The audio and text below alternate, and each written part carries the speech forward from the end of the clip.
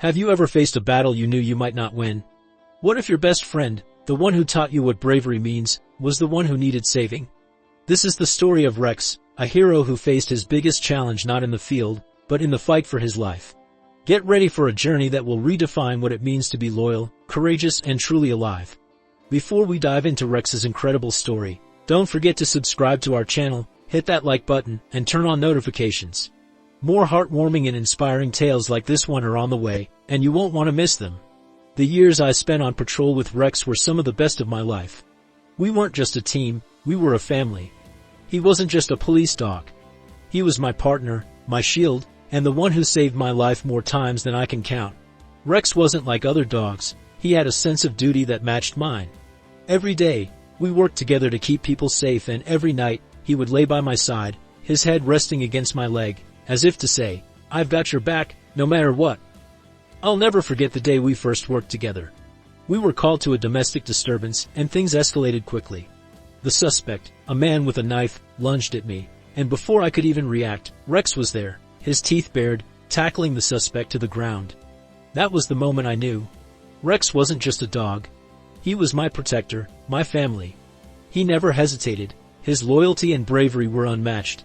Years passed, and with each mission, Rex proved himself time and time again. We became a well-known duo in the department. People would stop us on the streets to thank Rex for his service, and I'd see the pride in his eyes. He knew he was special. He knew he made a difference. When Rex retired, I made sure he came home with me. He deserved to live out the rest of his life in peace, without the dangers of the job. I could never abandon him, not after everything we'd been through together. The transition to civilian life was hard for me. I missed the adrenaline of the job, the sense of purpose that came with every shift. I didn't realize how much of my identity had been tied to being a cop, but when I left the force, something inside me felt lost. That's when Rex stepped up in ways I never expected. He became more than just a companion. He became my anchor.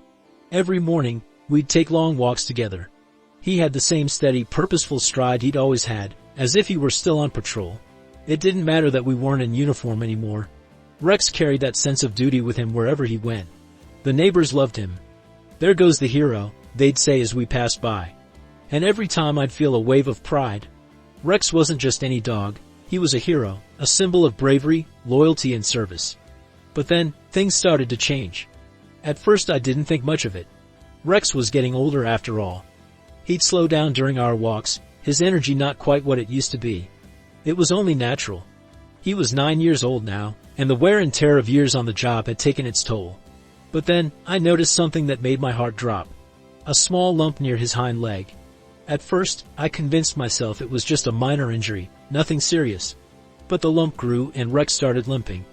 He wasn't his usual strong self, and that's when I knew something was wrong. The morning I took Rex to the vet was one of the hardest days of my life. The clinic was quiet, too quiet. The sterile smell of antiseptic in the air made my stomach churn. I could feel my anxiety building as I sat in the waiting room, clutching Rex's leash. He was so calm, so trusting, but I couldn't shake the feeling that something was terribly wrong. I watched the clock tick, each second dragging on like an eternity. When we were finally called in, the vet examined Rex with the usual care. She tried to remain optimistic, but I could see the concern in her eyes. After running a few tests, she told us to wait for the results, and I could feel my chest tighten. Every minute felt like an hour, and the silence in the room was suffocating. 2 days later, the phone rang. My heart skipped a beat when I heard the vet's voice on the other end. "Tom, we need to talk about the results." I already knew. I could feel it in my bones. The words that followed crushed me. "Rex has cancer." I could barely hear her after that. The room spun, and everything seemed to go numb. I heard bits and pieces of what she said about treatment options, but none of it mattered. Rex, my hero, my best friend, was about to face his biggest battle, and I wasn't sure I was strong enough to help him fight it. When I got home that day, I tried to act normal, but inside, I was falling apart. Rex greeted me with his usual enthusiasm, wagging his tail as he hopped around like nothing had changed. He had no idea. He didn't know that his body was betraying him, that the disease was already spreading. I sat down on the floor, and Rex climbed onto my lap, as if to say, "Don't worry, everything will be okay." I wanted to believe him. I wanted to tell him that we'd get through this together, but I didn't know how to fight something like this.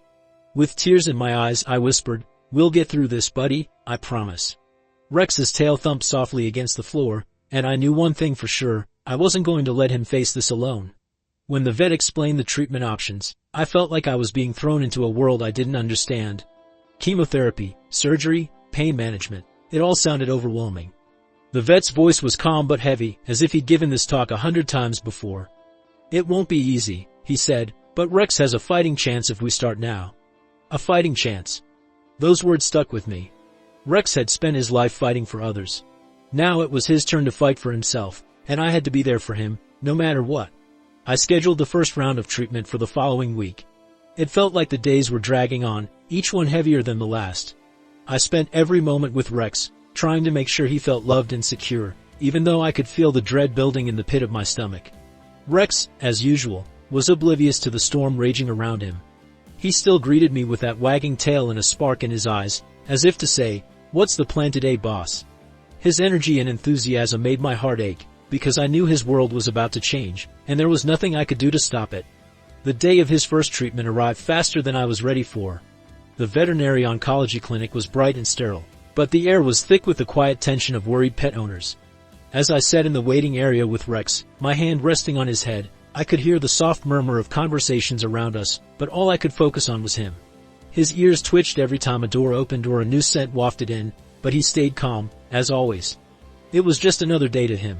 For me, it was anything but. When they called his name, my stomach tightened. "You can come in with him," the vet said, and I nodded, unable to speak. The words felt stuck in my throat, as if I couldn't accept what was happening.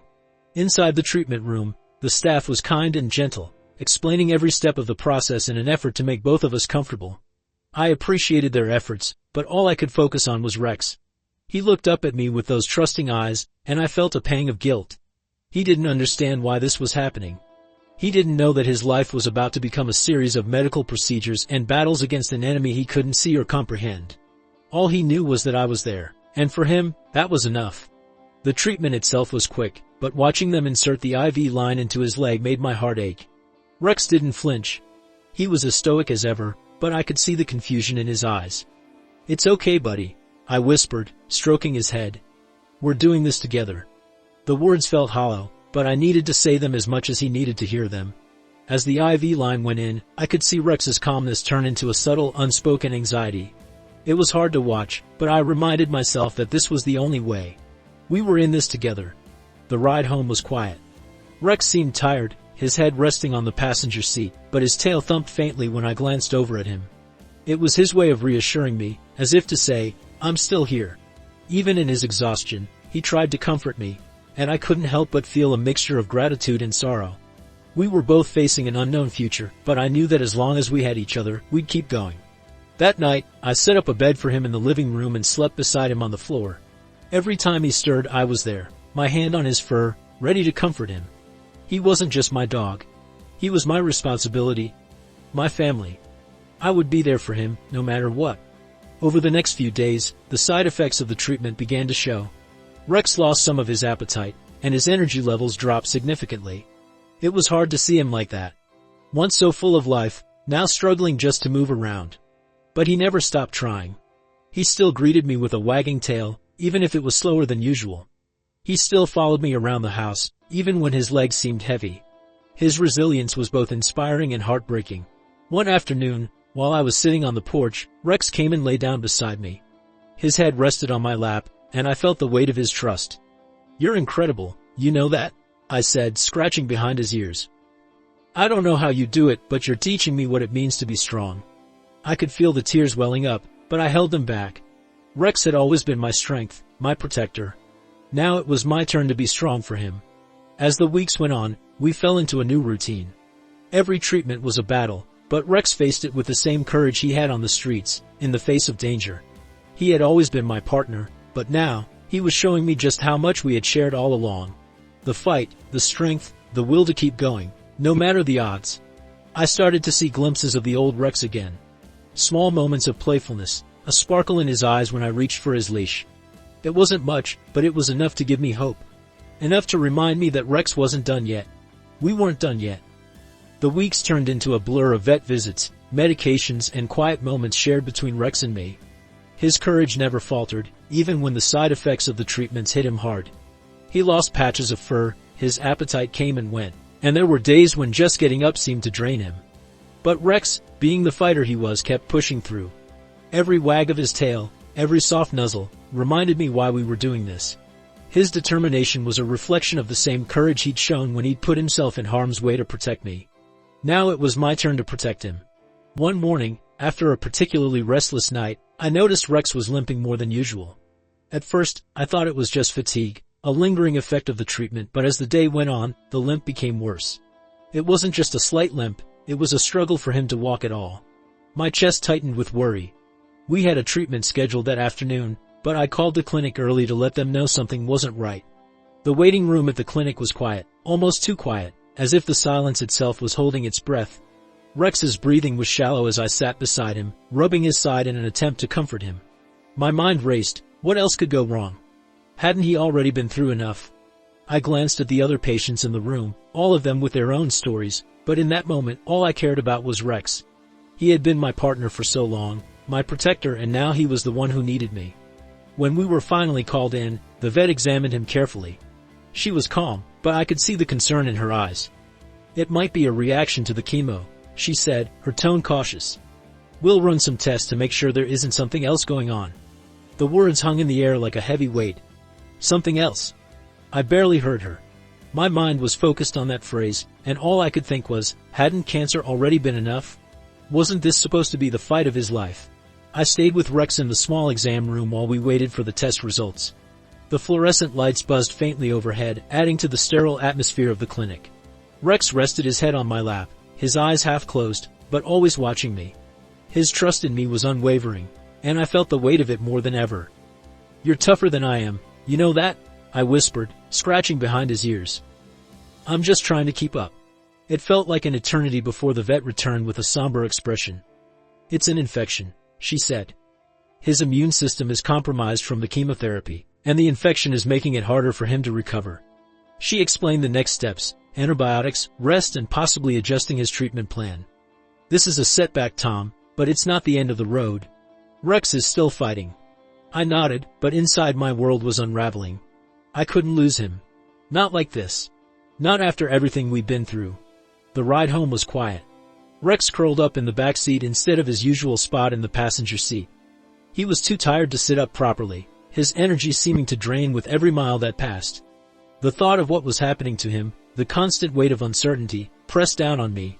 At home, I set up a cozy spot for him in the living room, piling his favorite blankets and laying out his toys. I sat beside him for hours, stroking his fur, replaying memories in my mind. Our first patrol together, the time he sniffed out a missing child, the way he always knew when I needed him most. He had saved so many lives, including mine. And now, it was my turn to save his. The next few days were a roller coaster. The antibiotics seemed to help, but Rex was still weaker than I'd ever seen him.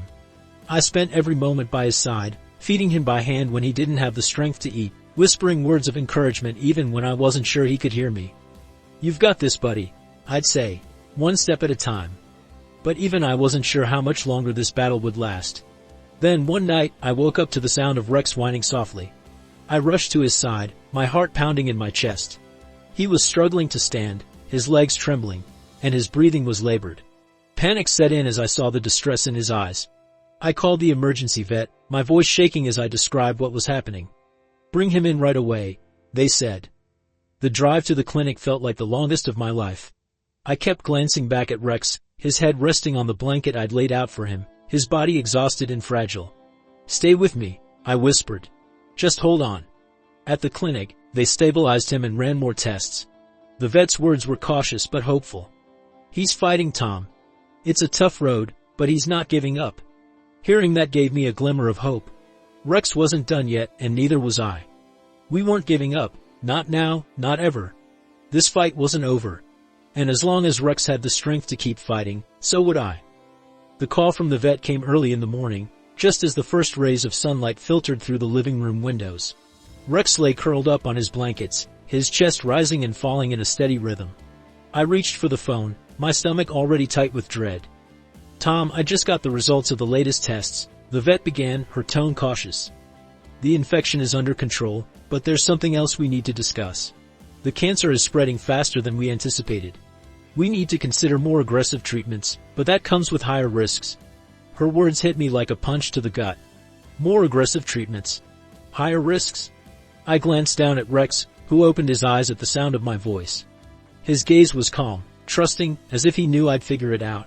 But how could I make a decision like this? How could I put him through even more pain when he had already endured so much? I'll bring him in, I said finally, my voice barely above a whisper. The drive to the clinic was different this time.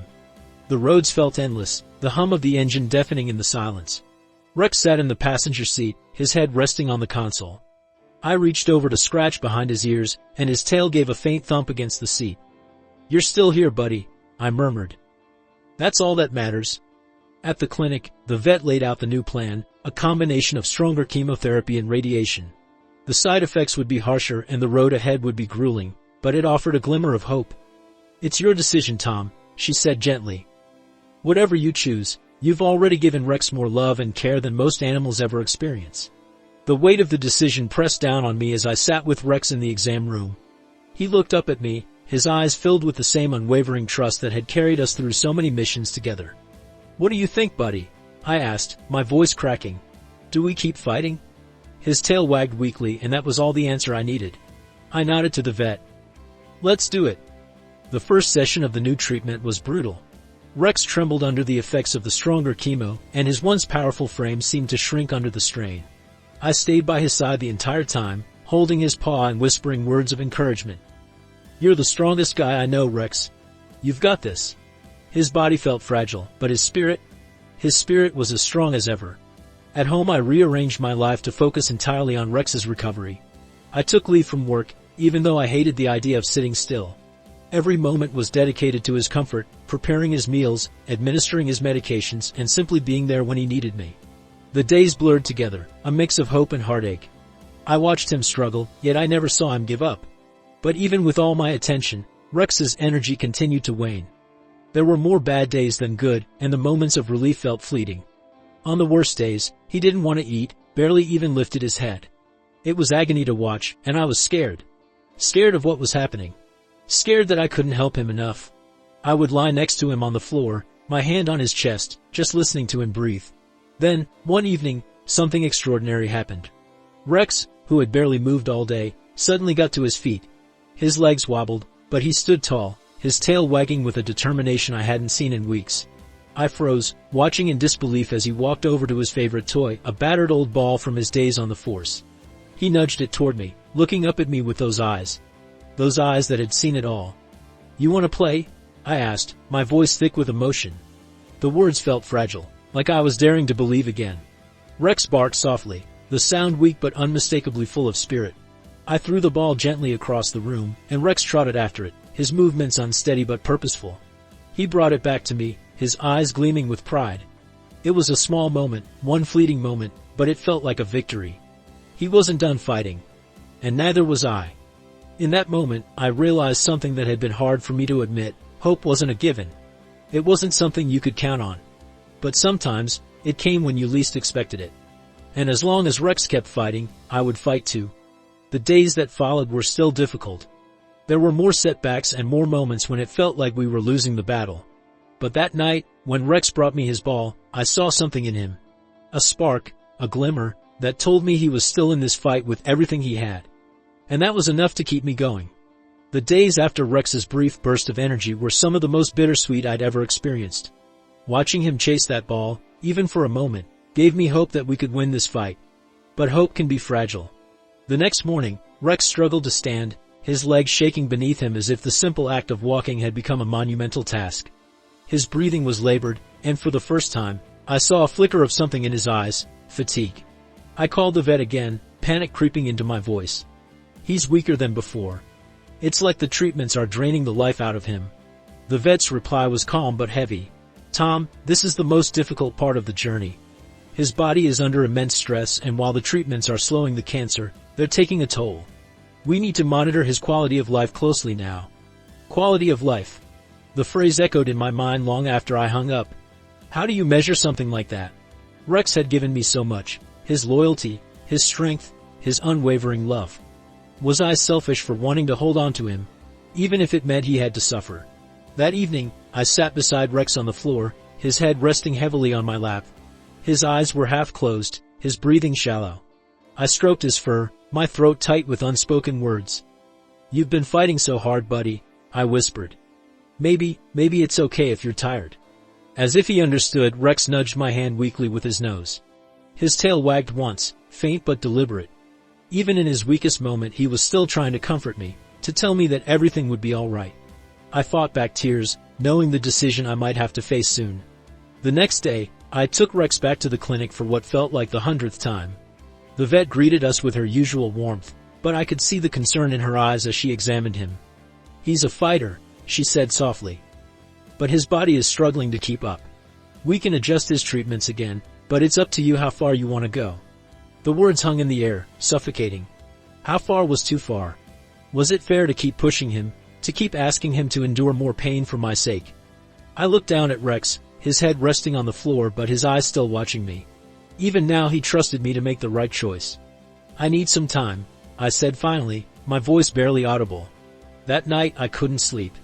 Memories of Rex flooded my mind, our first patrol together, the way he'd always look back at me during a mission to make sure I was okay, the quiet nights when he'd lay by my side, his presence a comfort I never took for granted. He had given me everything, and now it was my turn to give him the peace he deserved. The next morning, I made the hardest decision of my life. I called the vet and told her I wanted to focus on keeping Rex comfortable, to let him spend his remaining days at home, surrounded by love. She assured me it was the right choice, but it didn't feel that way. Nothing about this felt right. Over the next week, I made every moment count. We spent our days in the backyard, Rex lying in the sun while I sat beside him, telling him stories of our time on the force. I cooked his favorite meals, even when he could only manage a few bites. I held him close every night, listening to his breathing and memorizing the sound. Each morning, I'd help him outside to feel the warmth of the sun on his fur, and every evening, I'd stay by his side as the stars began to emerge in the sky. We didn't need to speak much, his presence was enough. But those quiet moments were bittersweet. I knew what was coming, and yet I couldn't let go. Not yet. One evening, as the sun set and the sky turned shades of orange and pink, Rex lifted his head and looked at me with a clarity I hadn't seen in weeks. His tail thumped weakly against the ground, and he licked my hand. It was as if he was saying goodbye. In that moment, everything fell into place. He was tired. He had fought with everything he had, and now, it was time to let him rest. I stroked his head gently, my voice barely a whisper. "I love you, buddy. You've been the best partner I could ever ask for." Tears blurred my vision as I sat beside him, knowing that I was doing the right thing, even though it felt like the hardest thing in the world. I had to let him go. The house was quieter than usual that morning. The hum of the refrigerator, the distant chirping of birds outside, and the gentle rise and fall of Rex's breathing were the only sounds. I knew our time was slipping away, but I didn't want to admit it. Rex lay in his favorite spot by the window, where the sunlight warmed his fur. He looked peaceful, but I could see the weariness in his body. I sat beside him, running my fingers through his fur. "You've been the best partner I could have ever asked for," I said, my voice breaking. "You've done more for me than I could ever repay." Rex's eyes met mine, and in that moment it felt like he understood every word. His tail gave a faint wag, the rhythm slow but deliberate. He was saying goodbye in his own way, and I felt a lump rise in my throat. As the day wore on, Rex grew weaker. The vet had prepared me for this moment, but no amount of preparation could have made it easier. I stayed by his side, holding his paw and whispering memories of our time together. "Remember that time you found that missing kid in the park? You were so proud of yourself," I said with a shaky laugh. "And you should have been. You saved a life that day." Rex's breathing grew slower, his body seeming to fade with each passing minute. The bond between us was stronger than ever, and I knew that every moment was precious, even as he struggled. The sun began to set, casting a golden glow across the room. Rex stirred slightly, lifting his head just enough to rest it on my lap. I leaned down and kissed the top of his head. "It's okay, buddy," I whispered. "You don't have to fight anymore. I've got you." His breathing slowed, each rise and fall of his chest more labored than the last. I could feel the weight of his exhaustion, the toll the disease had taken on him, and yet there was a quiet peace about him. His tired eyes locked on mine once more, and it felt as if he was giving me his final gift. His unwavering trust, his silent acceptance. Then in one final, peaceful sigh, Rex was gone. The silence that followed was deafening. I sat there, holding him, tears streaming down my face. He was more than a dog.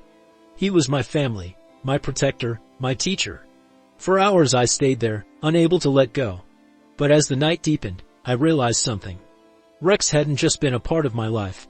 He had changed it.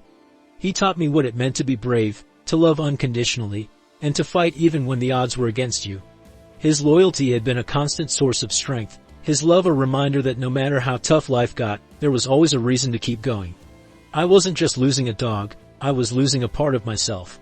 But I was also gaining something invaluable, a legacy that would shape me for the rest of my life. The next morning, I buried Rex in the backyard, under his favorite tree. I placed his old ball and a photo of us from our police days next to him. It was the hardest goodbye I'd ever had to say, but it felt right. He deserved to rest in the place where he had spent his happiest days, where the scent of the grass and the rustle of the leaves had always made him feel at home. I spoke to him one last time, my voice filled with gratitude and sorrow. Rest easy, Rex, you've earned it. In the weeks that followed, I found myself reflecting on the lessons Rex had left behind.